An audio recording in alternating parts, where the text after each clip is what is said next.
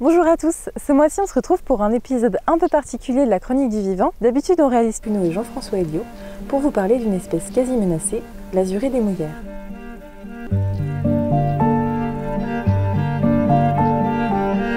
Et Phengaris rebelli qui vit en milieu sec.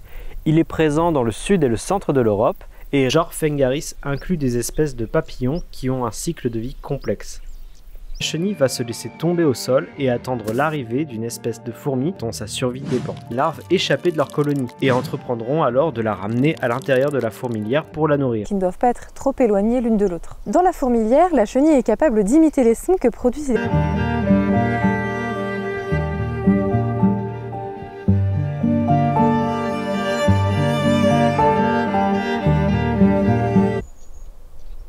Tout au long de l'hiver, la chenille sera logée et nourrie bien à l'abri dans la fourmilière, grâce à ses phéromones protectrices. Si l'été prochain la météo n'est pas bonne, ou si elle n'a pas assez grandi, la chenille restera une année supplémentaire. Vient alors le temps de sa transformation. Il existe différentes étapes qui composent la transformation papillon. On appelle cette dernière étape de transformation la mue imaginale ou l'émergence. L'azuré devient donc un intrus à l'intérieur de la fourmilière. Il lui faut donc rapidement trouver la sortie pour qu'il puisse s'enfuir.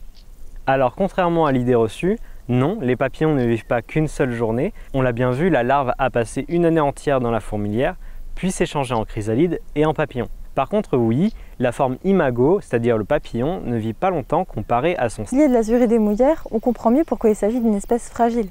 Les relations interespèces dont il était expliquent également son statut d'espèce menacée. À l'échelle européenne, il est sur liste rouge classé en préoccupation mineure. Mais cette classification est évidemment une moyenne sur toute l'Europe. À l'échelle nationale, l'azurée est classée quasi menacée, et dans la région Centre-Val de Loire, les papillons à tous les stades de son développement, mais il est aussi interdit de détruire leur biotope et d'en faire le commerce, avec des individus prélevés dans leur milieu naturel. Garde sur la réserve naturelle de Chérine. Alors une réserve naturelle, c'est ce qu'on appelle une protection forte.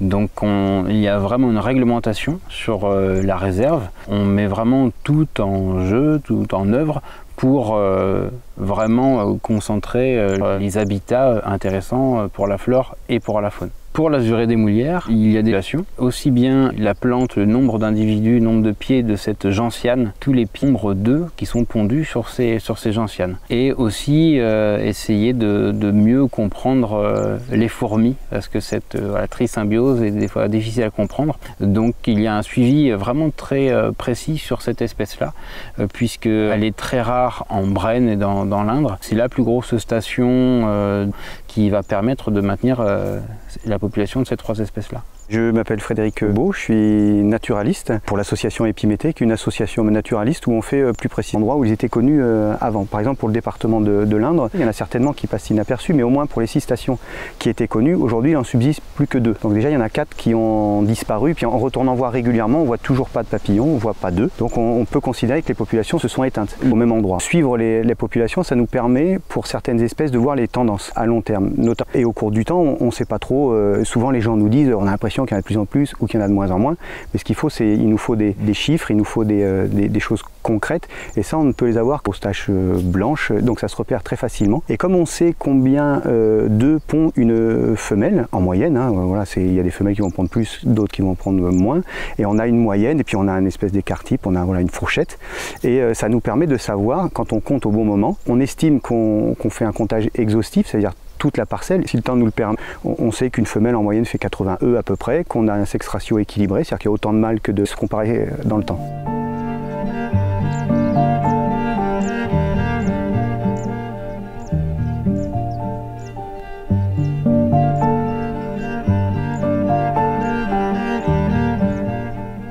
Qu'est-ce qui est fait au niveau de la réserve pour préserver l'azurée? Il faut faire de la gestion parce que c'est un milieu qui est considéré comme temporaire. C'est des milieux humides en arrière d'étang et le milieu se referme.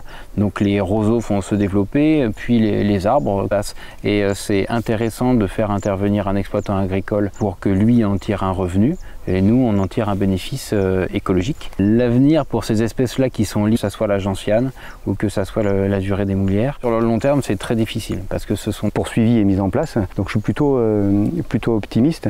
Après, une population source, ça veut dire qu'on ait une population suffisamment importante avec de bonnes densités pour que des individus puissent aller alimenter d'autres populations. C'est notamment le cas, on a un site à côté des œufs sur cette population de gentiane. On pourrait dire la population commence à essaimer parce qu'il y a plein d'habitats autour qui sont favorables et l'objectif c'est de forcer les papillons à disperser pour recoloniser la Brenne. Depuis quelques années on se réintéresse un petit peu à ce papillon-là.